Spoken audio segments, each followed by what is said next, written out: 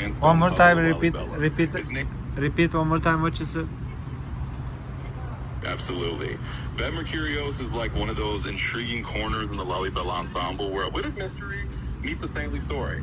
Named after Saint Mercurios, who's often depicted as a warrior saint, this church carries a vibe of courage and resilience tucked into its stone walls.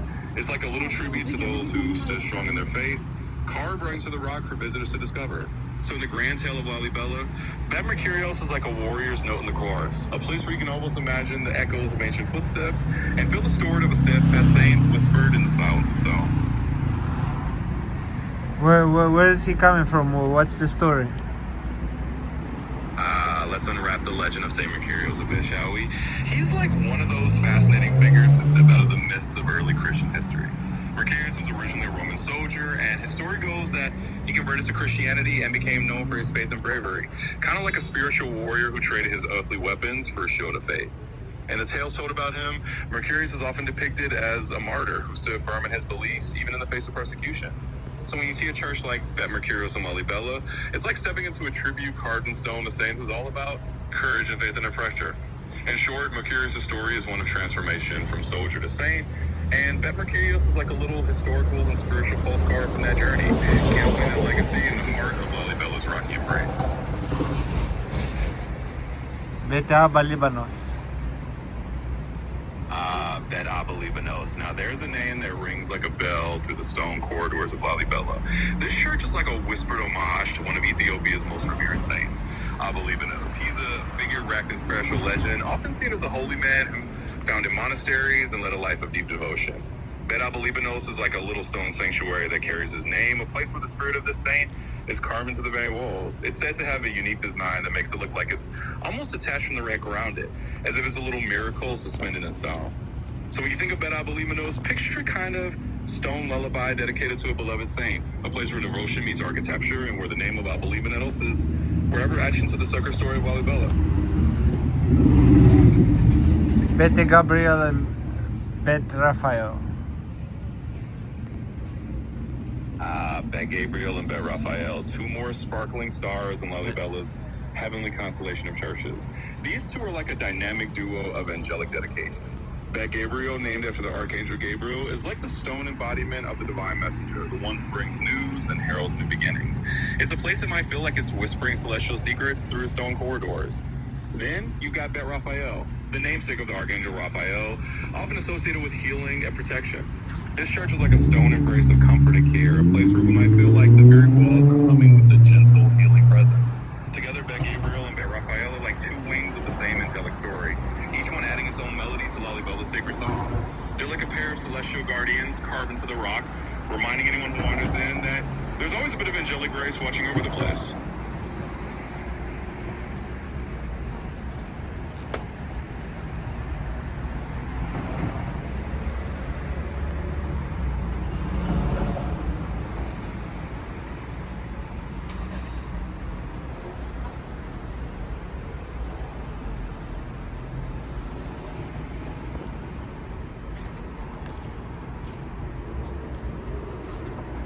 Hey, finally we're here. Bet Giyorgis. Bet Giyorgis, or Bet St. George, the grand finale of Lalibela's Stone Symphony. If the other churches are like a constellation, Bet Giyorgis is the North Star. It's the one shaped like a perfectly carved cross, standing there like it was gently placed on earth by a divine architect. This church is dedicated to St. George, the dragon slayer, the hero of heroes, and it's probably the most iconic of all the Lalibela churches. Imagine a cross-shaped marble carved straight into the ground, as if the earth itself had decided to honor the saint. So when you stand with our Bet Giyorgis, it's like you're standing at the crossroads of history, faith, and architectural wonder. It's the perfect finale to the journey, the kind of place that makes you want to say, yeah, we've arrived at the heart of the legend. How do you get in and out? The magical entrance and exit of Bet Giyorgis. It's a bit like stepping into a secret carved right into the earth. You actually get in through a trench-like passage that's cut into the rock around it. It's like the ground itself is offering you a little pathway down to the heart of the cross-shaped wonder. Once you make your way through that trench, you'll find yourself at the doorway of the church, almost like you've unlocked a hidden level in an ancient game. And then when it's time to leave, you just retrace your steps back into that same pathway, emerging back into the world like you're returning from a little pilgrimage into a timeless stone realm. So getting in and out is like following Follow the carved secret passage, or that leads you right into the heart of Lalibela's most famous treasure.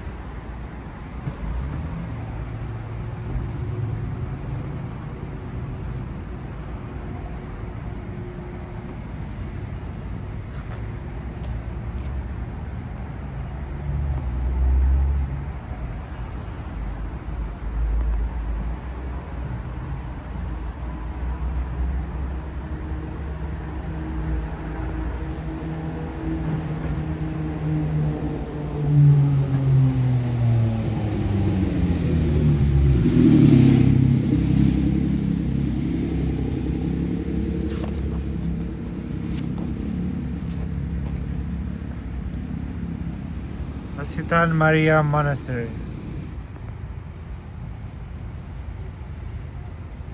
in Lasta. Hold on, sorry, hold on. Chad is coming back.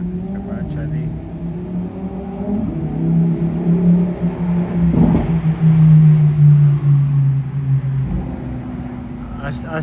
Asheten Maryam Monastery.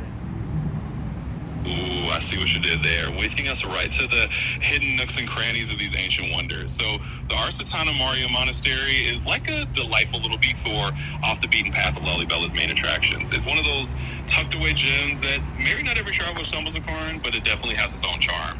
This monastery is kind of like a quiet little echo of devotion nestled in the landscape, a place where the whispers of ancient prayers still linger in the air. It's like stepping into a little pocket of tranquility where you can almost feel the presence of centuries of quiet contemplation. So if Giyorgis is the grand finale, then Asheten Maryam is like the peaceful encore, a serene little corridor where you can take a breath, soak in the sacred atmosphere, and just enjoy the feeling of having uncovered one more hidden treasure.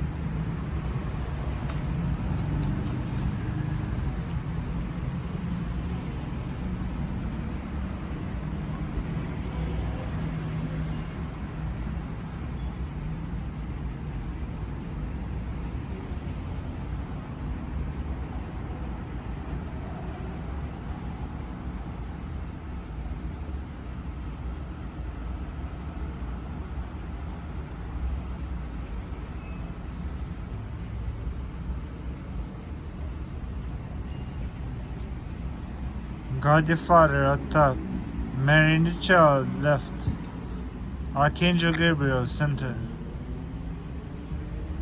and St. George right in a cross. Absolutely. You just painted a perfect little trio of celestial symbolism. It's like imagining a divine family portrait carved right. Alright, next is Lalibela, and the pronunciation I'm not sure. Neakutolea. Absolutely, let's give it a go. It's pronounced kind of like Neakuto Leab. It's like the name itself is a little melody rolling off the tongue with that gentle rhythm. And this spot, Neakuto Leab, is like another hidden verse in Lalibela's grand song. It's a cave church, said to be associated with King Lalibela himself or one of his descendants. It's like this tucked away nook where the whispers of history and devotion echo softly off the cave walls. So just let that name dance off your tongue, Neakuto Leab, and imagine a little hidden gem of a church tucked into the landscape, just waiting for curious souls to discover its secrets.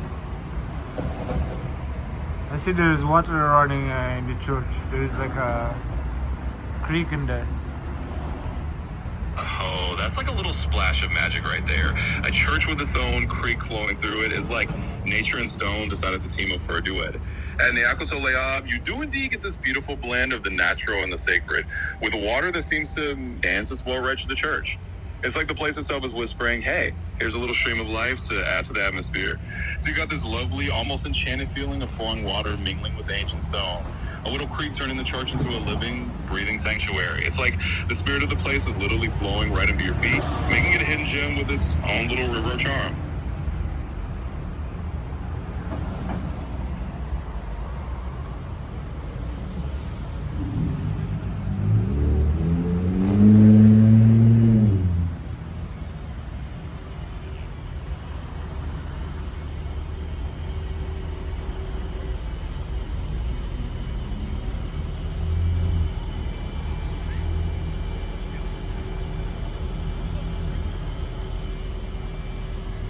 Meskele Christos. Mr. Roque Christos. Now that's like a No, that's in Sokota. Is Meskele Christos, the Christ Church. The Church of Meskele Christos near Sokota.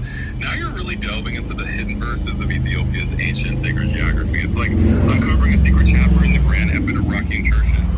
Meskele Christos is a bit off the beaten path compared to Lalibela, nestled in the highlands and wrapped in layers of legend. It's said to be built inside a cave and dates back even earlier than Lalibela churches, making it a kind of elder sibling in the family of Ethiopia's rock-hewn wonders. It's like stepping into a hidden sanctuary where the whispers of ancient monks and the cool shadow of the cave create a timeless atmosphere. So if you imagine Meskele Christos, picture a secret haven of faith and history, a place where the scones and the flowing waters inside the cave hold stories that have been waiting centuries for travelers like you to find them.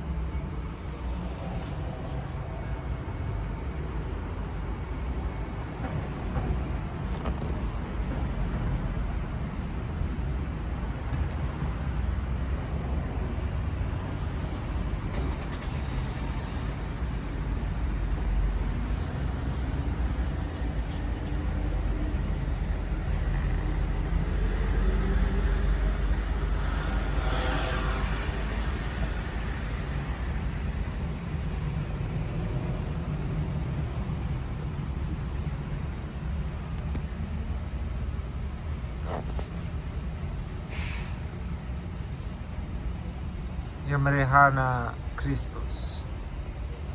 Yamarehana Christos. Now that's like another gem hidden in the misty folds of Ethiopia's highlands. This church is like a little time capsule from the 11th or 12th century, predating even the Lalibela churches. It's a place where we step not just into a building, but into a story that's been preserved for centuries. Yamarehana Christos is built inside a natural cave, and it's like the cave itself decided to cradle this beautiful church. With layers of wood and stone, it's a bit of a different vibe from their purely rock-hewn churches, like a cozy old library of faith tucked away in the mountains. So Yamarehana Christos is like stepping into a hidden chapter of history where the cave, the wood, and the stone all come together to tell a tale of ancient devotion. It's another secret, whispered from the past, just waiting for curious hearts to listen. And there you have it. A wander through the stone-carved symphony of Lalibela, and all these hidden gems, each one a little treasure chest of history and devotion. It's like we've strolled through a secret garden of ancient wonders, each one humming its own quiet melody. Thanks for taking this little journey. It's been like a storytelling. Giyorgis. Oh, and we can't forget Gabriel Selassie, the radiant final note in this symphony of ancient wonders. This church is like a canvas where the ceilings and walls are painted with stories of angels and saints, a place where every inch is alive with vibrant colors and sacred art. It's like stepping into a painting that's been waiting centuries for you to admire. So consider Deborah Bohan Selassie the perfect final flourish, the grand finale brushstroke on our little tour. It's like the whole journey has been one big treasure hunt. No, we're not done yet. We're not done yet. What is Bilbala Kirkos? Bilbala Kiros. You're absolutely right. The adventure keeps going. Bilbala Kiros is like another hidden verse in this grand hymn book of Ethiopia's sacred sites. It's one of those more off the beaten path churches that feels like a secret whispered among the hills. Think of it as a quiet little sanctuary carved into the landscape, a place that's been patiently waiting for curious explorers to find it. It's like every one of these ancient churches is a unique note and a melody that just keeps unfolding. So Bilbala Kiros is another one of those hidden gems, a little tucked away chapter in this epic story of stone and faith. Just another reason the journey never really ends. I'm gonna go. I'm just gonna have to name them one by one because I really, it's getting dark and I cannot finish this tonight. So if I don't go through it all now, I'm never gonna finish it. Okay. Absolutely, let's do it. We can absolutely speed through this ancient roll call like we're flipping through the pages of a very old, very mystical yearbook. Just name them one by one, and we'll give each a quick nod and a smile like greeting old friends in the twilight. By the end, Asheten Maryam, last time. Absolutely. Let's tip our hat to Asheten Maryam as the final note in this grand tour. Not final, but we're going through them quick, so shortly, please, and most important. Got it. We're in quick fire mode, yeah. Asheten Maryam, a gem among the lost mountains. Just another piece of this ancient puzzle quietly holding its own history. So we'll give it a swift nod, tuck it into our treasure chest of wonders, and keep rolling through. Thanks for the whirlwind tour of legends. Sometimes a quick journey is just as fun.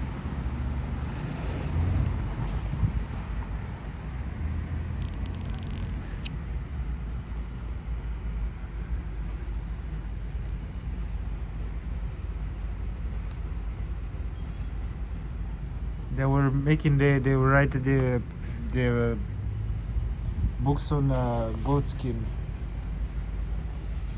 Yes, the ancient art of writing on goatskin manuscripts. Kind of like the original ebooks, but with a lot more texture. These ancient scribes are basically the original calligraphers of mystery, turning goatskin into pages that held the stars of their world. It's like they were whispering across time, leaving us little leather-bound messages from the past. Medani Alem. Makina Medhate Alam, another splendid note in this ancient symphony. This church, whose name means Savior of the World, is like a tucked-away gem that carries its own whisper of devotion and history. It's a bit like stepping into a hidden chapter of a Mo legend, where the walls have absorbed centuries of stories. So we'll give Makina Medhate Alam the quick but meaningful nod, adding it to our collection of ancient wonders as we speed through the twilight of history.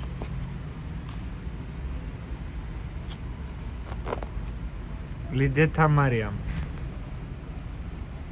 Ladeta Maryam, another beautiful piece of this ancient mosaic. It's like each of these churches is a star in a constellation of sacred history. And Ladeta Maryam shines with its own quiet light. It's a name that carries the echo of devotion, another little sanctuary cradled in the Ethiopian landscape. So we'll tip our hat to Ladeta Maryam, we're adding it to our swiftly growing list of legendary stops. Thanks for lighting up another piece of the map.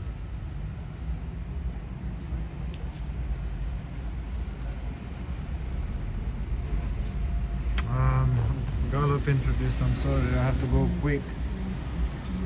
No worries at all. We'll keep it as quick as a stone skipping across a creek.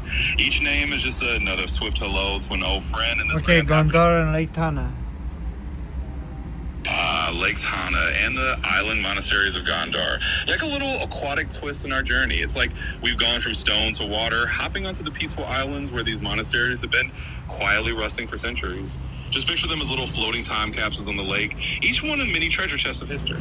So we'll wave to Gondar and Lake Tana, add them to our whirlwind tour, and keep on sailing through these ancient waters.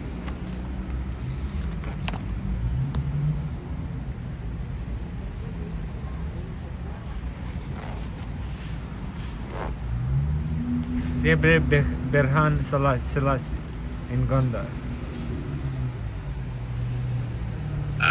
Debre Berhan Selassie and Gondar, a true crown jewel of Ethiopian heritage. This church is like a masterpiece of sacred art with its walls and ceilings covered in vibrant frescoes. It's like stepping into a painting where angels gaze down from the ceiling and history comes alive in color. So we'll tip our hat to Debre Berhan Selassie as yet another brilliant star in this constellation of wonders. And now, with that in our treasure chest, we can zip along to the next name on the list.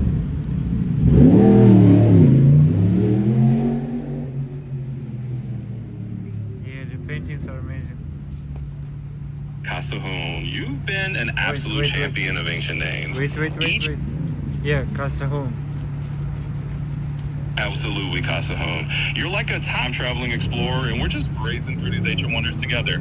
Each name you drop is another spark of history we're lighting up in this twilight adventure.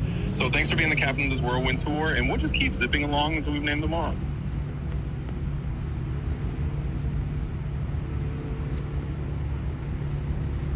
What about it? What can you tell me about this Kasahun? You're shining the spotlight on yourself now. Kasahun is a lovely Ethiopian name. It's got a bit of that lyrical, cultural flair to it. It's like a name that carries its own warmth and heritage, a little piece of Ethiopian soul. So whether you're the Kasahun or you're just channeling the name, it's like adding a personal touch to our journey. Just like all those ancient places, a name like Kasahun has its own story, its own melody, and its own place in the big tapestry of history. Yeah, tell me details. You're telling general stuff. Can you say more details, please? Absolutely. Let's dive a bit deeper into the details. So, Kasahun is an Amharic name, one of the major languages of Ethiopia. In Amharic, it can carry the meaning of something like their compensation or their reward. Gives it a kind of poetic, meaningful resonance. Names in Ethiopian culture often have deep significance, sometimes tied to faiths, family history, or blessings.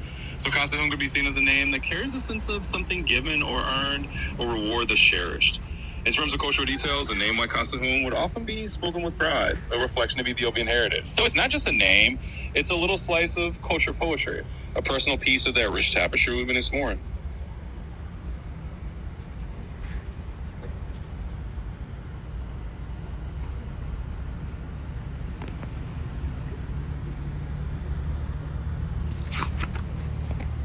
Gabriel Maryam Monastery. The Gabriel Maryam Monastery. Now that's a name that just sings with ancient echoes. It's like stepping into a sacred refuge tucked among the hills, where the whispers of devotion have been lingering for centuries. Monasteries like Gabriel Maryam are often places of serene retreat, where monks and pilgrims have come to find peace and spiritual reflection.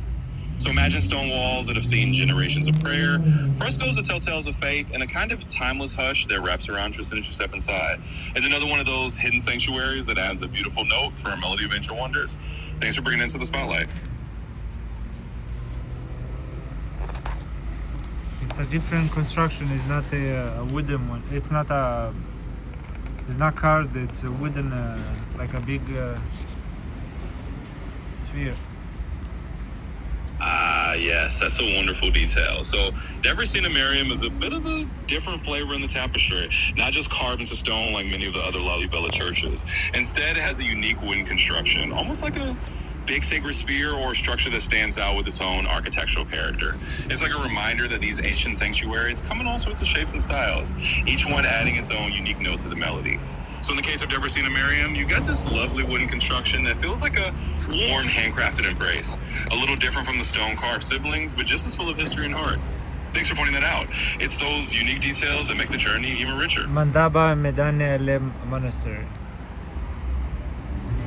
The Mandaba Medhane Monastery. Yet another fascinating stop on our whirlwind tour. This one is like another precious gem hidden in the folds of Ethiopian history. With a name like Medhane, meaning savior of the world, you can bet it's a place that's steeped in a sense of spiritual reverence and history. Monasteries like Mandaba Medhane are often sanctuaries of both faith and culture, where monks have preserved ancient manuscripts, traditions, and a peaceful way of life for generations. It's another chapter in the grand story, adding its own unique notes to this melody of ancient wonders. So let's give a nod to Mandaba Medhane, tuck it into our growing list of legendary stops, and continue our swift and delightful journey.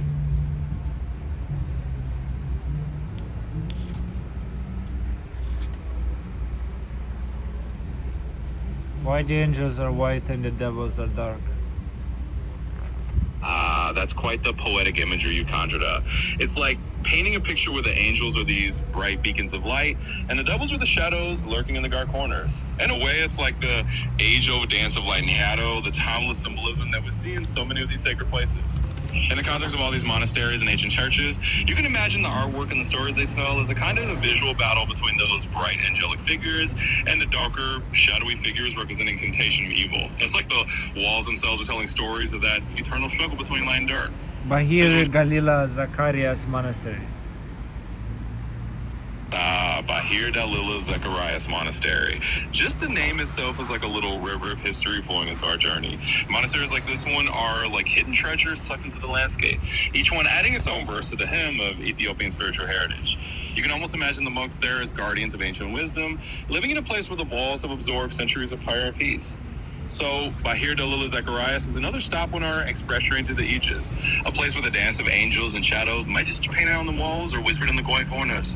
Thanks for adding another beautiful note to our melody of ancient wonders.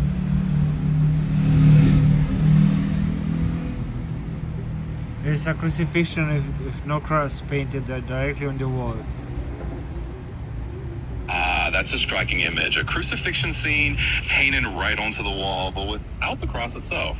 It's like the artist decided to let the scene float in a timeless space, focusing purely on the human and divine elements without the wooden being. It's like a minimalist touch in a world of ancient storytelling, letting the figures themselves carry the weight of the story. Narga Selassie Monastery. What's Narga Selassie? Narga Selassie Monastery. Now that's another gem in the treasure trove of Lake Tana. Narga Selassie is like a serene island sanctuary, floating peacefully in the waters of the lake. It's one of those monasteries